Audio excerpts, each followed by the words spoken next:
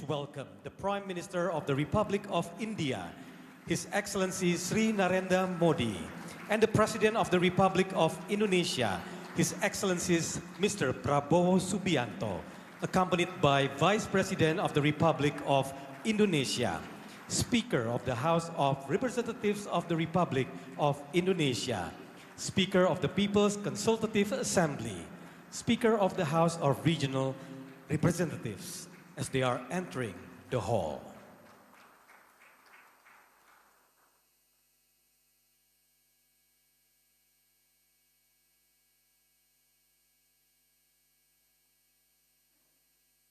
Please kindly be seated.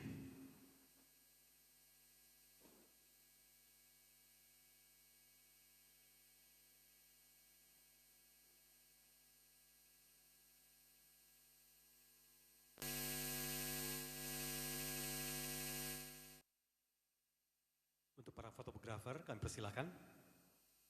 Acara akan kami mulai.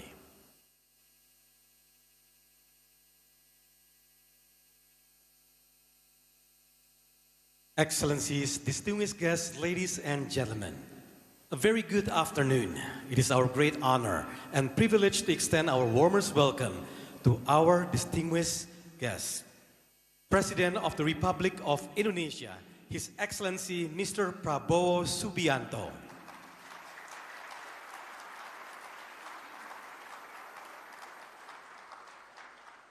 Prime Minister of the Republic of India, His Excellency Sri Narendra Modi.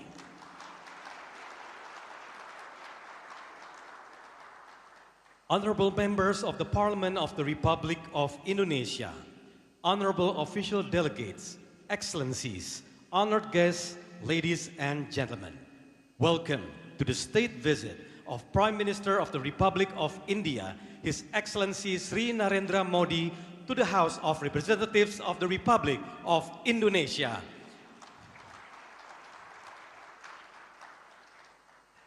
It is a privilege to have your presence as we commemorate this important occasion, which reflects the enduring friendship and the ever-growing strategic partnership between Indonesia and India. Thank you for joining us, and once again, welcome. As we gather today, we celebrate the shared values, cooperation, and mutual respect that continue to strengthen Indonesia-India relations. Excellencies, distinguished guests, ladies and gentlemen, to commence today's program, may we respectfully invite Her Excellency, the Speaker of the House of Representatives of the Republic of Indonesia, to deliver her welcoming remarks. Please welcome on stage Her Excellency Ms. Puan Maharani.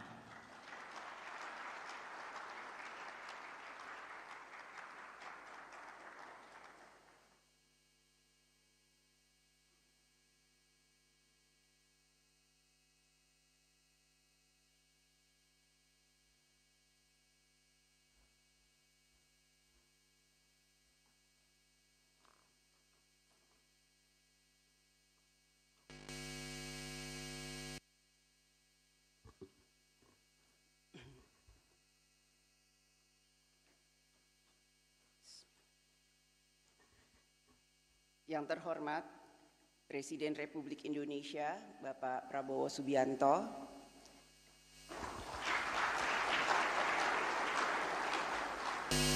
Yang Mulia Perdana Menteri Republik India, Bapak Narendra Modi, Yang terhormat Wakil Presiden Republik Indonesia, Bapak Gibran Rakabuming Raka, Yang terhormat Pimpinan Majelis Permusyawaratan Rakyat Republik Indonesia, Haji Ahmad Muzani beserta para Wakil Ketua, Yang terhormat Pimpinan Dewan Perwakilan Rakyat Republik Indonesia, Yang terhormat Pimpinan Dewan Perwakilan Daerah Republik Indonesia, Bapak Sultan Bahtiar Najamuddin dan para wakil yang hadir, yang kami hormati anggota Kabinet Merah Putih, yang kami hormati pimpinan alat kelengkapan dan anggota Dewan Perwakilan Rakyat Republik Indonesia, para undangan hadirin yang berbahagia. Assalamualaikum warahmatullahi wabarakatuh. Salam, Om Swastiastu, Namo Buddhaya, salam kebajikan, salam sejahtera bagi kita semua. Pertama-tama, saya ingin mengucapkan selamat datang kepada Yang Mulia Perdana Menteri Republik India, Bapak Narendra Modi. Merupakan suatu kehormatan dan kebahagiaan bagi kami untuk menyambut Yang Mulia beserta rombongan delegasi di Gedung Dewan Perwakilan Rakyat Republik Indonesia. Saya senang sekali dapat bertemu kembali dengan Yang Mulia setelah terakhir kita bertemu pada konferensi Parlemen 20 di India pada tahun 2023. Saya berharap Yang Mulia merasakan hangatnya sambutan kami di Jakarta, sebagaimana hangatnya sambutan yang kami rasakan ketika berkunjung ke New Delhi. Yang Mulia, Indonesia dan India memiliki akar sejarah yang sangat panjang dan istimewa. Sejarah mencatat bahwa Presiden Soekarno, Presiden pertama Republik Indonesia, yang juga merupakan kakek saya, menjadi tamu kehormatan utama pada peringatan Hari Republik India yang pertama pada tahun 1950. Beberapa tahun kemudian, Indonesia dan India bersama-sama menjadi co-sponsor Konferensi Asia Afrika di Bandung dan menghidupkan semangat Dasasila Bandung pada tahun 1955 yang kemudian menjadi fondasi gerakan non-blok. Saat ini, Yang Mulia kami sambut di Gedung Dewan Perwakilan Rakyat Republik Indonesia, sebuah bangunan dengan nilai sejarah yang penting bagi Indonesia. Gedung ini dibangun pada tahun 1965 sebagai bagian dari rencana penyelenggaraan Conference of the New Emerging Forces atau CONEFO, sebuah gagasan strategis Presiden Soekarno yang mencerminkan aspirasi negara-negara berkembang untuk memiliki posisi setara dan turut menentukan dalam tatanan global pada saat itu. Hingga hari ini, semangat tersebut tetap kami jaga dalam pelaksanaan fungsi parlemen dan diplomasi Indonesia. Yang Mulia, kini hubungan Indonesia dan India semakin erat.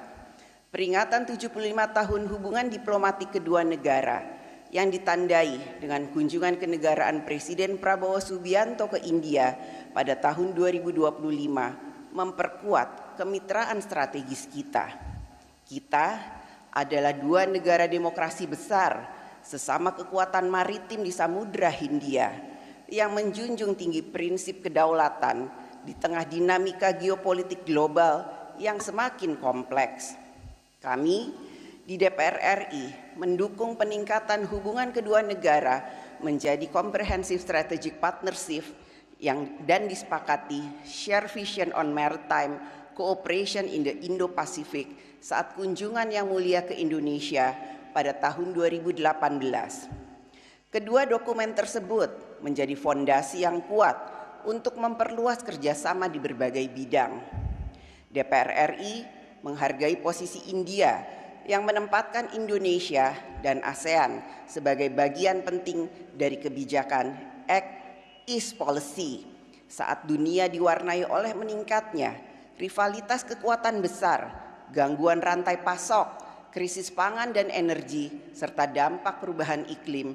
Indonesia dan India memiliki tanggung jawab bersama untuk menjaga stabilitas kawasan dan memperkuat kerjasama pembangunan. Di tengah meningkatnya gejolak geopolitik dan geoekonomi global tersebut, negara harus hadir menjaga kedaulatan dan kepentingan nasional, sekaligus memastikan bahwa pembangunan menghadirkan keadilan dan kesejahteraan bagi seluruh rakyat. Pada saat yang sama, kerjasama antar bangsa dan negara harus terus diperkuat dalam semangat persamaan, saling menghormati, dan solidaritas untuk mewujudkan tatanan dunia yang lebih baik, damai, dan inklusif. Oleh karena itu, DPR RI meyakini bahwa sinergi yang erat antara lembaga legislatif dan eksekutif merupakan modal penting dalam memperkuat kerjasama antar negara di tengah dinamika global. Diplomasi parlemen tidak hanya melengkapi diplomasi pemerintah, tetapi juga memperluas ruang dialog, membangun saling pengertian, memperkuat kepercayaan, serta mendorong lahirnya dukungan politik bagi berbagai agenda kerjasama bilateral maupun multilateral yang menjadi kepentingan bersama. DPR RI mengapresiasi Parlemen India yang telah membentuk India-Indonesia Parliamentary Friendship Group pada bulan Februari yang lalu, yang kami harap akan bekerja sama erat dengan grup kerjasama bilateral DPR RI Parlemen India yang dibentuk pada Januari 2025. Selain melalui mekanisme Friendship Group bilateral, DPR RI siap memperkuat kerjasama dengan Parlemen India di berbagai forum parlemen regional dan multilateral. Kami berharap kerjasama kedua parlemen kita semakin berorientasi memberikan manfaat nyata bagi kesejahteraan rakyat kedua negara.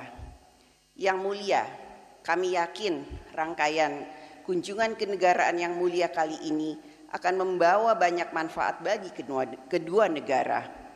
Seiring dengan meningkatnya kemitraan Indonesia dengan India ke tataran yang lebih strategis, kami berharap kerjasama ekonomi kedua negara bergerak lebih dari sekedar peningkatan nilai perdagangan, tetapi juga penciptaan nilai tambah, hilirisasi industri, transfer teknologi, serta penguatan rantai pasok regional. Dalam hal ini, kami mendukung sinergi antara pemerintah dan parlemen kedua negara untuk menciptakan iklim investasi yang semakin pasti, transparan, dan saling menguntungkan, sehingga kedepannya Indonesia dan India dapat memasuki fase baru kerjasama ekonomi yang lebih seimbang, inovatif, dan memberikan manfaat langsung bagi masyarakat. Yang mulia, sekali lagi terima kasih atas kunjungan yang mulia ke Indonesia. Salam dari kami, rakyat Indonesia untuk rakyat India, sahabat yang telah terjalin dalam ikatan sejarah, budaya, dan peradaban selama berabad-abad. Semoga persahabatan kedua bangsa terus tumbuh, membawa kedamaian, kemajuan, kesejahteraan bagi generasi yang akan datang. Wassalamualaikum warahmatullahi wabarakatuh. Salam Om Swastiastu, Namo Buddhaya, salam kebajikan, salam sejahtera bagi kita semua. Terima kasih Ibu. Thank you Your Excellency Ms. Puan Maharani for your warm and inspiring remarks.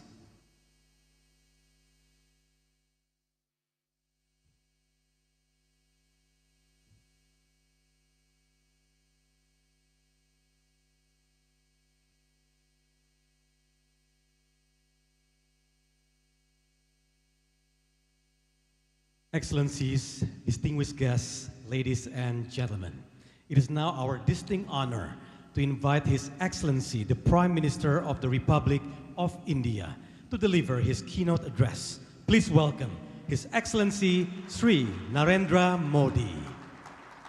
For his keynote address, please welcome His Excellency Sri Narendra Modi.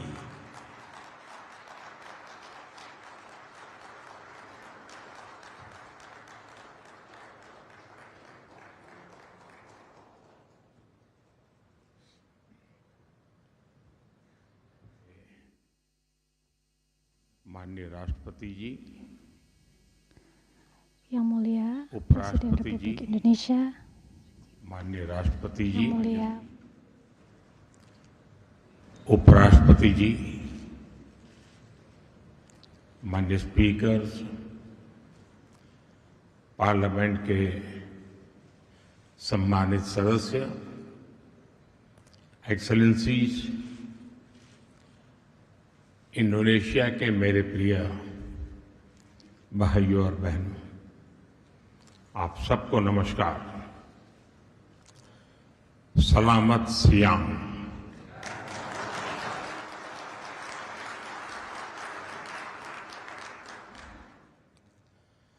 अपने सहाबत सजाती के बीच आकर मैं बहुत ही आनंदित हूं। आपके बीच आना मेरे लिए बहुत सौभाग्य का विषय है। मैं 140 करोड़ भारतवासियों के प्रतिनिधि के रूप में मदर ऑफ डेमोक्रेसी के एक भाग्यशाली नागरिक के रूप में आपको सभी भारतीयों की तरफ से शुभकामनाएं देता हूं। ऑनरेबल मेंबर्स, इंडोनेशिया के लोगों ने, यहां के प्यारे बच्चों ने, युवाओं और महिलाओं ने आज के दिन को मेरे जीवन के सबसे यादगार दिनों में से एक दिन बना दिया है। आज की सुबह जिस तरह इंडोनेशिया के लोगों ने मुझे अपना प्रेम दिखाया है, जिस तरह स्वागत किया है, वो मैं कभी भूल नहीं सकता। आज सुबह प्रेसिडेंट प्रबोवो ने कॉपीराइट की बात कही थी। मैं उन्हें यही कहूंगा, इस प्रेम पर, इस स्नेह पर, इस दोस्ती पर, इस आदर भाव पर किसी का कॉपीराइट हो ही नहीं सकता।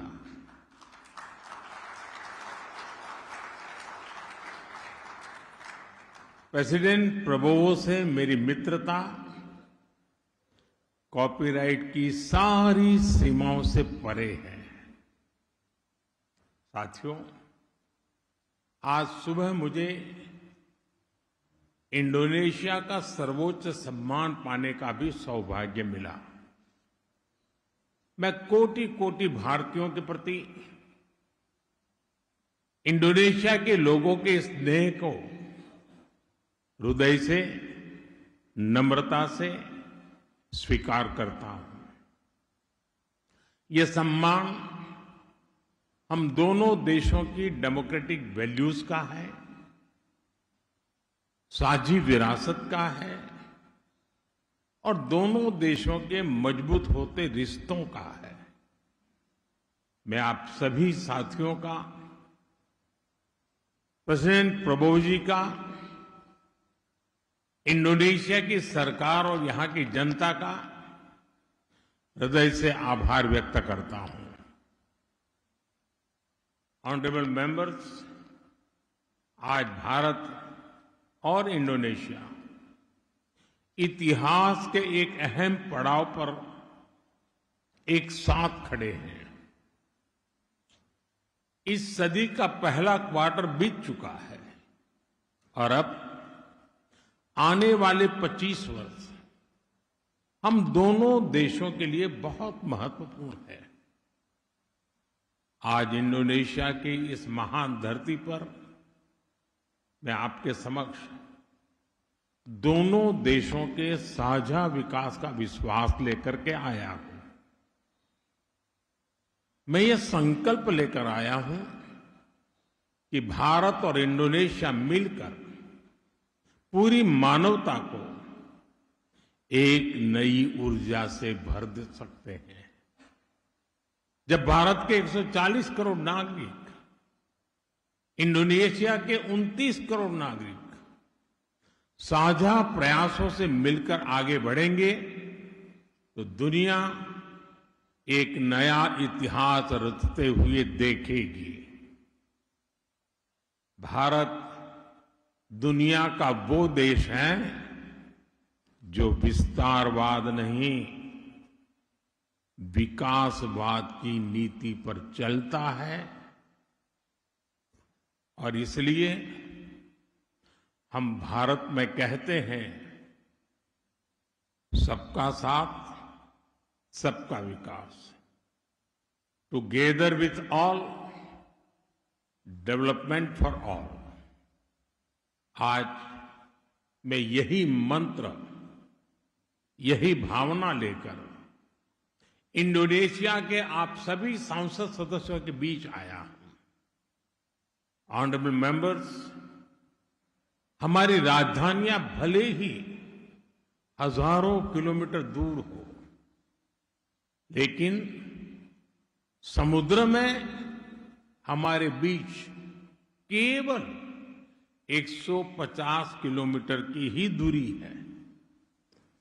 दूसरे देशों में समुद्र भले ही सीमाओं और दूरियों का कारण रहा हो, लेकिन भारत और इंडोनेशिया के बीच समुद्र दूरी का प्रतीक नहीं रहा। समुद्र हमारे बीच एक सेतु है।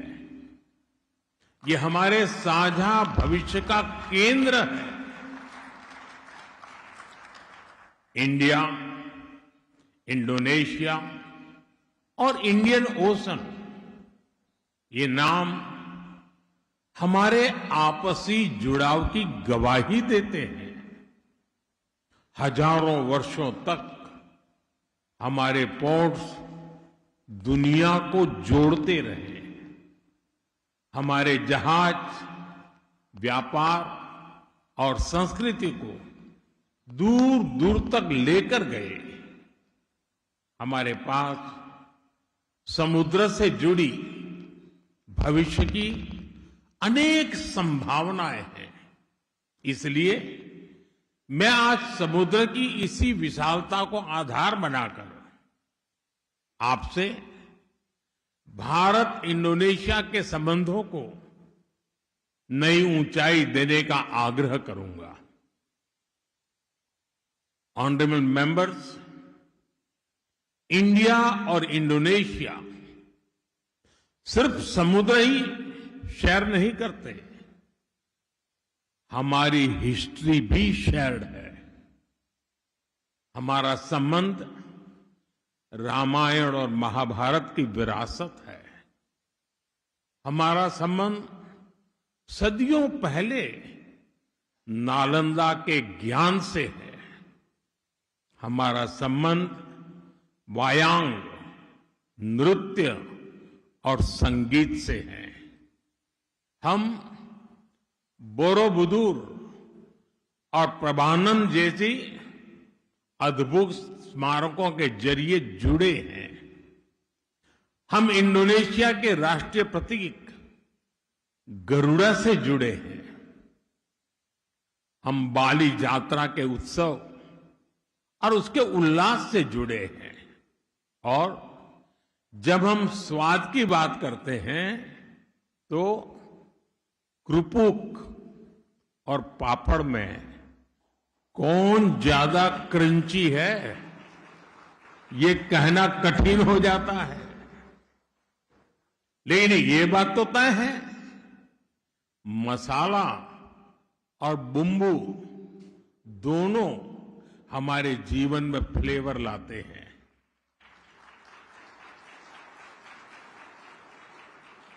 साथियों, भारत के पश्चिमी छोर पर स्थित गुजरात, ये मेरा गृह राज्य है।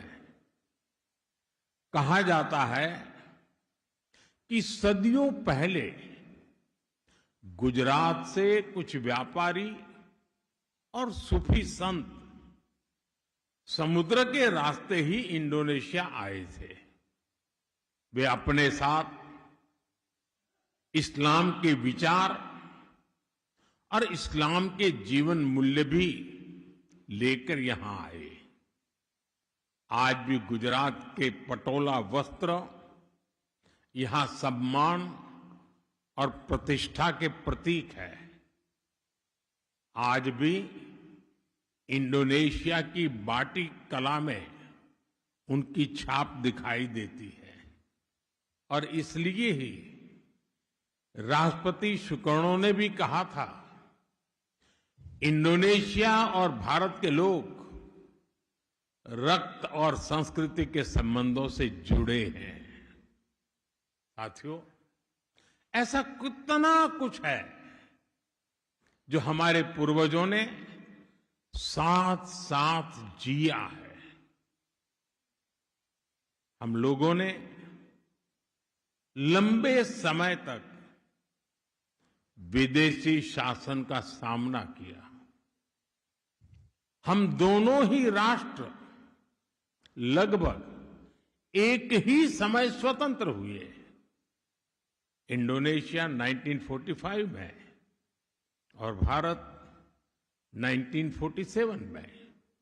और जब स्वतंत्र राष्ट्र के तौर पर संप्रभुता की बात आई तो भारत संयुक्त राष्ट्र में इंडोनेशिया के स्वतंत्रता आंदोलन की मजबूत आवाज बना।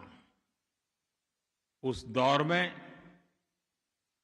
आदरणीय बीजू पटनायक जी ने जो भूमिका निभाई, जिस तरह उन्होंने प्रधानमंत्री सुल्तान शहरीर और उपराष्ट्रपति मोहम्मद हट्टा को सुरक्षित भारत पहुंचाया, वो घटना दोनों ही देशों को और करीब ले आई।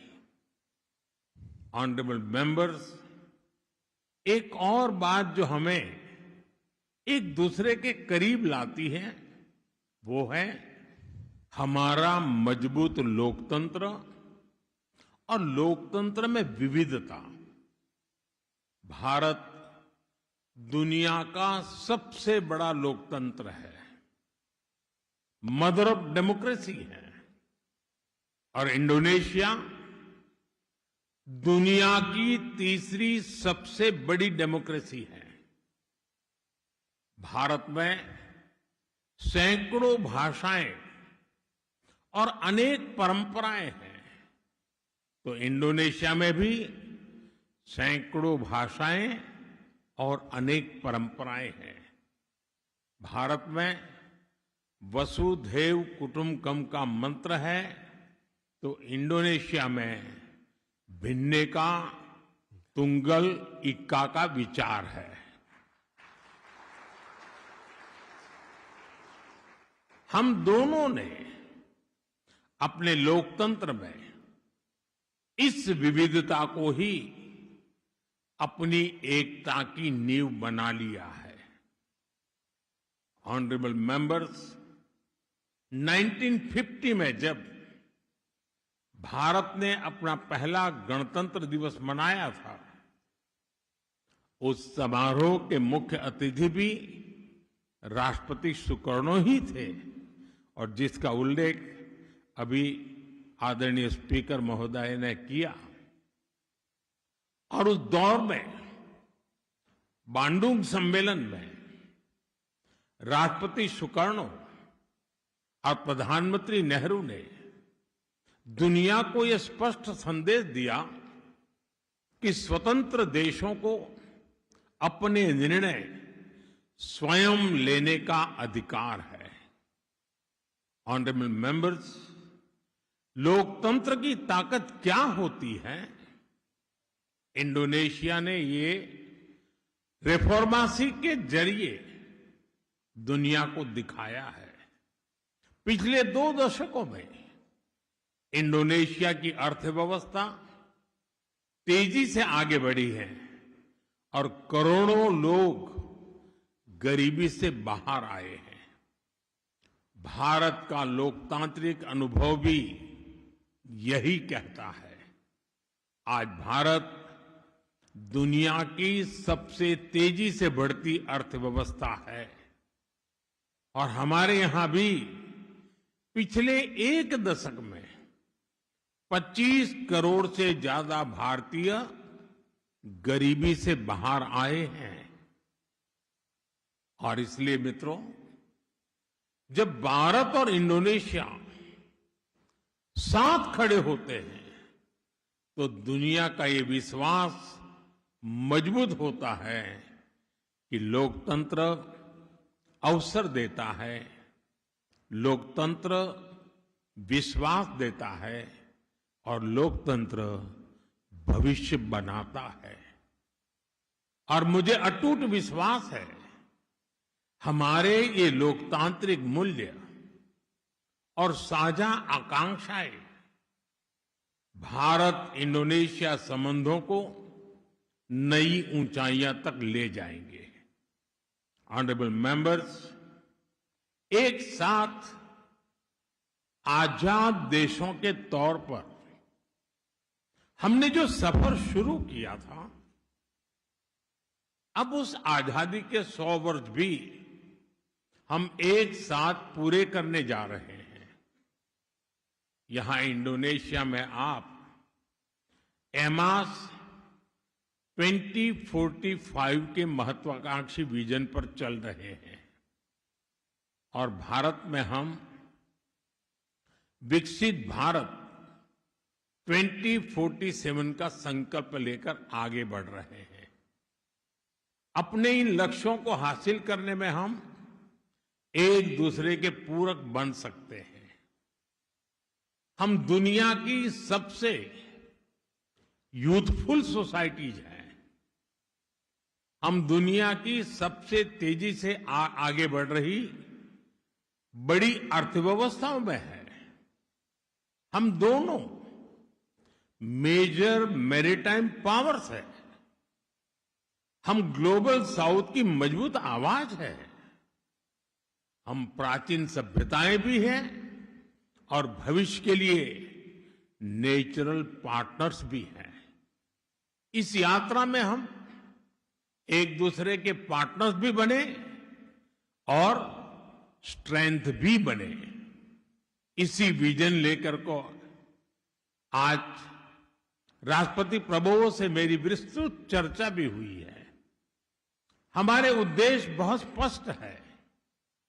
भारत और इंडोनेशिया के बीच जो सद्भाव और विश्वास है, हमें उसे अपने नागरिकों के लिए नए अवसरों में बदलना है।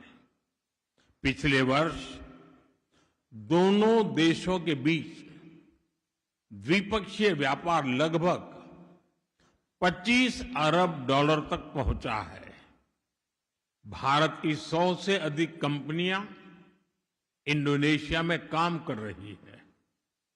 निश्चित तौर पर हम साथ मिलकर तेजी से आगे बढ़ रहे हैं, लेकिन आगे अभी और भी असीमित संभावनाएं हमारा इंतजार कर रही है। ऑनरेबल मेंबर्स, फ्यूचरिस्टिक सेक्टर्स में भारत और इंडोनेशिया के बीच अनंत आकाश को छूने का सामर्थ्य है। उदाहरण के तौर पर स्पेस टेक्नोलॉजी। आज पूरी दुनिया स्पेस में भारत की क्षमता का लोहा मान रही है और भारत इसमें इंडोनेशिया को अपना नेचुरल पार्टनर मानता है। बियाक में सैटेलाइट ट्रैकिंग सुविधाएं लंबे समय से भारत के स्पेस प्रोग्राम को सहयोग देती रही है। भारत ने भी इंडोनेशिया के कई सैटेलाइट लॉन्च किए हैं और कैपेसिटी बिल्डिंग में अपना योगदान दिया है। अब इस सहयोग को और आगे ले जाने का समय है। सैटेलाइट एप्लीकेशंस में हम साथ काम कर सकते हैं। भारत इंडोनेशिया में सैटेलाइट लॉन्च सुविधा विकसित करने में भी सहयोग देने के लिए तत्पर है। साथियों, हमारी समृद्ध समुद्री विरासत को सहेजने के लिए हम 5000 साल पुराने पोर्ट सिटी लोथल में नेशनल मैरीटाइम हेरिटेज कॉम्प्लेक्स बना रहे हैं। मैं चाहूंगा कि इंडोनेशिया भी इस प्रोजेक्ट के साथ जुड़े। ऑनरेबल मेंबर्स, आतंकवाद जैसे विषयों पर भारत और इंडोनेशिया दोनों की एक राय रही है।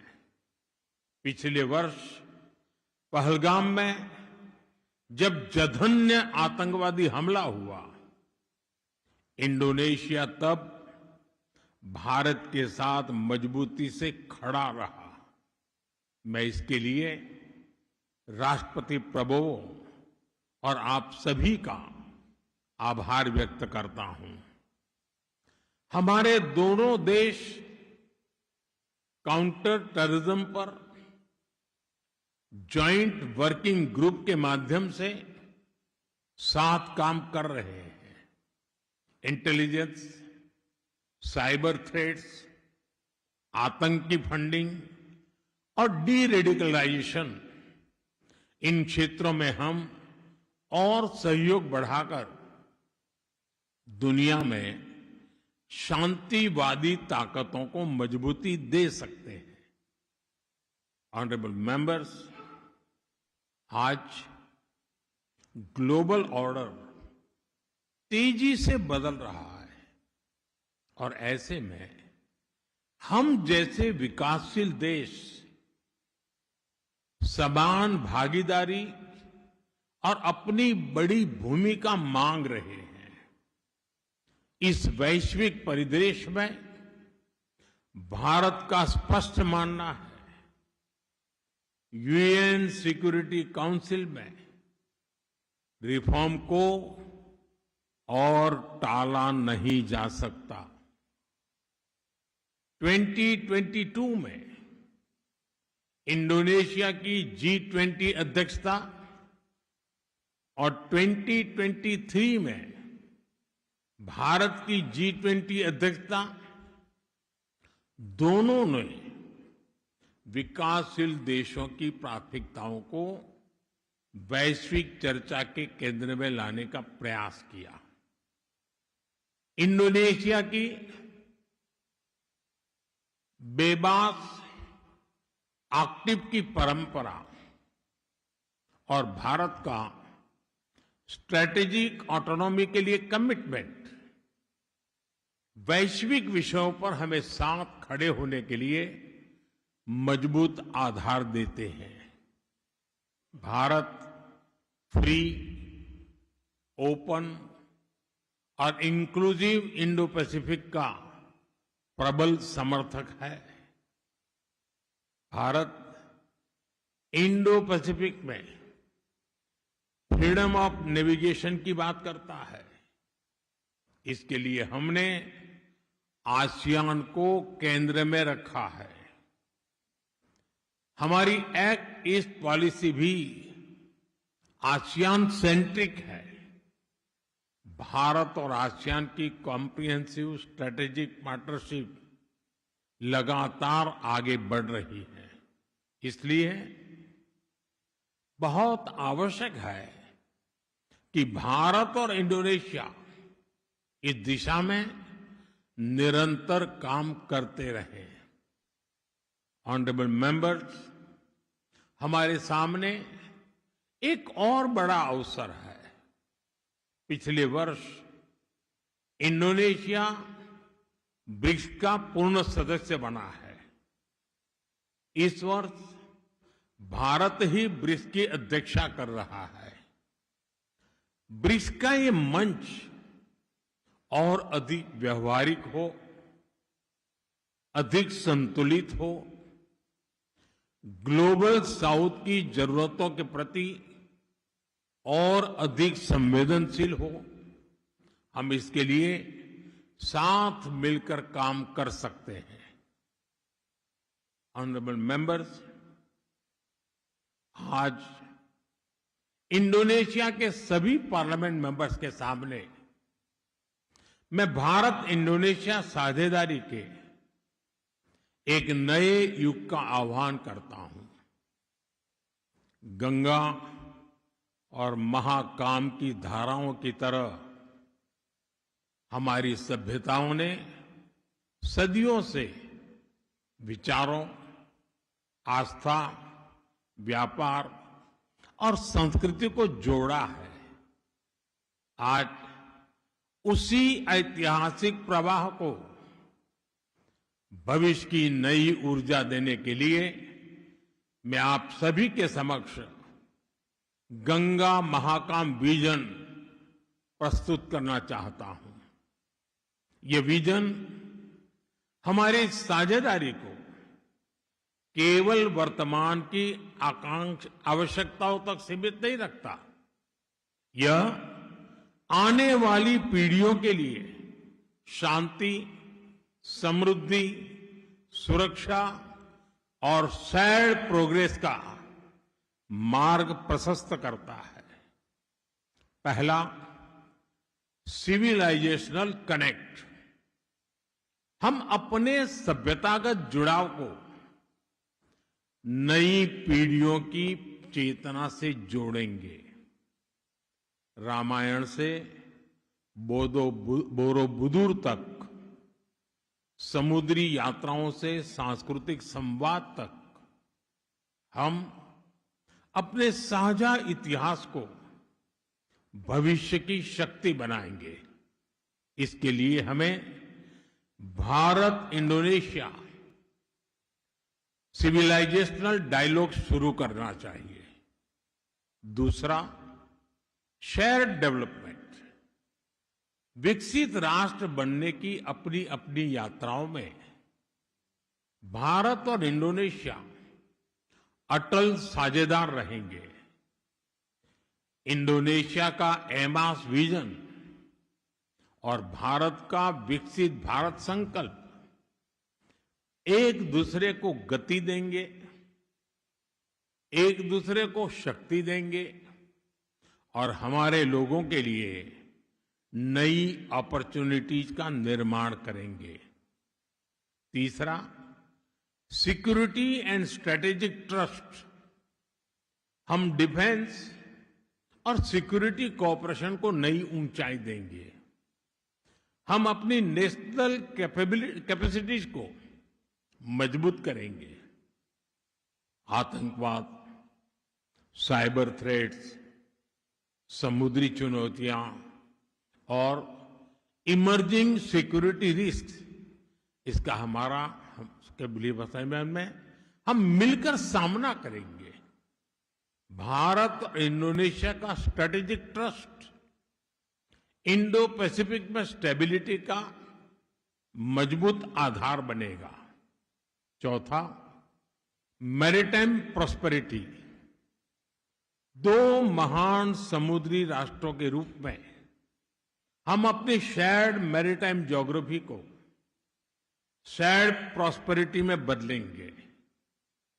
साबांग से ग्रेट निकोबार तक, मलक्का गेटवे से इंडो पैसिफिक तक हम connectivity, logistics, blue economy, maritime security और ट्रेड रेजिलियंस में नए अवसर पैदा करेंगे।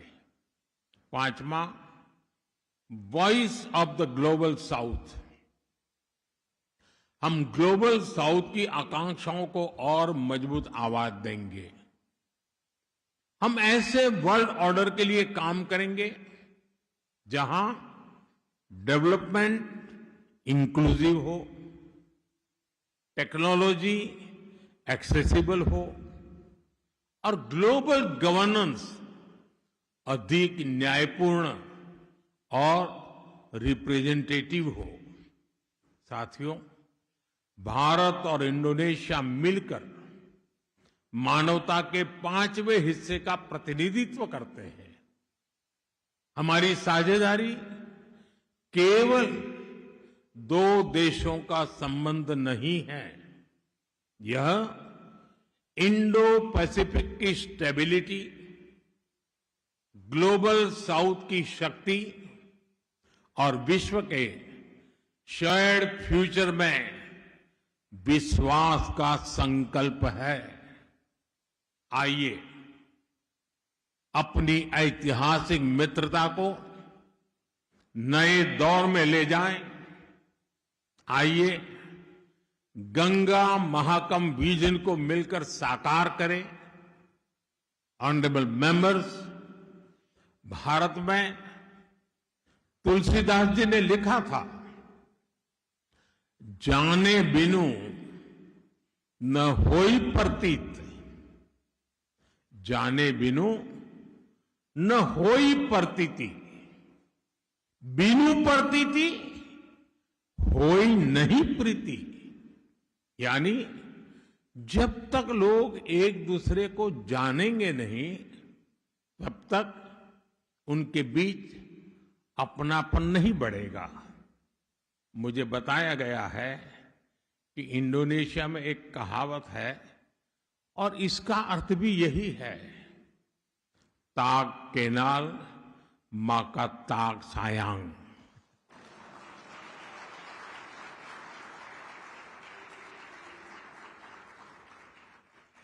इसलिए हमने तय किया है, हम एक दूसरे से मिलने जुलने का सिलसिला और तेज करेंगे। आज शाम मैं और राष्ट्रपति प्रबोवो यहां रह रहे भारतीयों से मिलेंगे। कल राष्ट्रपति प्रबोवो और मैं प्रबानन भी जाएंगे। हम इस वर्ल्ड हेरिटेज साइट के कंजर्वेशन और रेस्टोरेशन प्रोजेक्ट की शुरुआत करेंगे। भारत और इंडोनेशिया उस विरासत को सहेजने के लिए पूरी तरह प्रतिबद्ध है जिसे इतिहास ने हमें सौंपा है। ऑनरेबल मेंबर्स, मैं आज आप सभी सदस्यों को भारत आने के लिए भी विशेष निमंत्रण भी दे रहा हूं। आप जरूर भारत आएं, अपने परिवार और दोस्तों के साथ आएं। भारत के लोगों को आपका स्वागत करते हुए बहुत अच्छा लगेगा।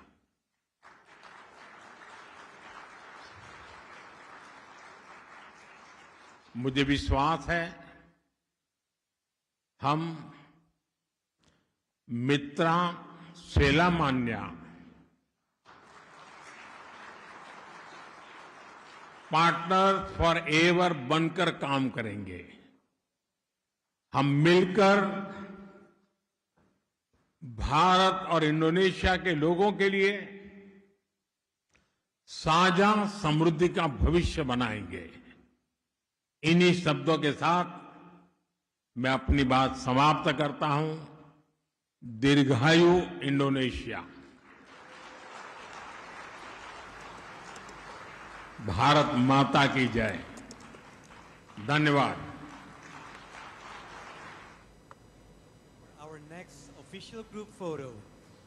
So now to kindly join to the front, may we invite President of the Republic of Indonesia, Mr. Prabowo Subianto, Vice President of the Republic of Indonesia, Speaker of the House of Representatives of the Republic of Indonesia, Speakers of the People's Consultative Assembly of the Republic of Indonesia, Speaker of the House of Regional Representatives of the Republic of Indonesia, Vice Speakers of the House of Representatives of the Republic of Indonesia,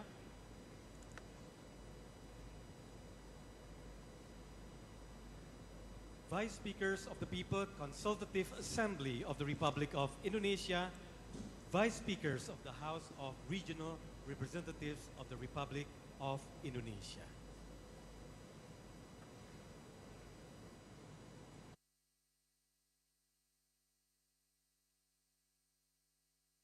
Okay, everybody ready? On three. 1, 2, and 3. One more time. 1, 2, and 3. Let's give big round of applause, ladies and gentlemen, distinguished guests, Bapak Ibu semua. Again, thank you to Mr. President, Mr. Prime Minister, Madam Speaker, and Excellencies. And this concludes the official group photograph, and we hope this moment will serve as a wonderful memory of today's meaningful connection we have shared. Excellencies, distinguished guests, ladies and gentlemen, this also concludes the official meeting on the occasion of the state visit of His Excellency Sri Narendra Modi, the Prime Minister of the Republic of India, to the House of Representatives of the Republic of Indonesia. On behalf of the House of Representatives of the Republic of Indonesia, thank you for your presence and valuable participation. We wish you a pleasant journey, and we look forward to welcoming you again on another memorable occasion.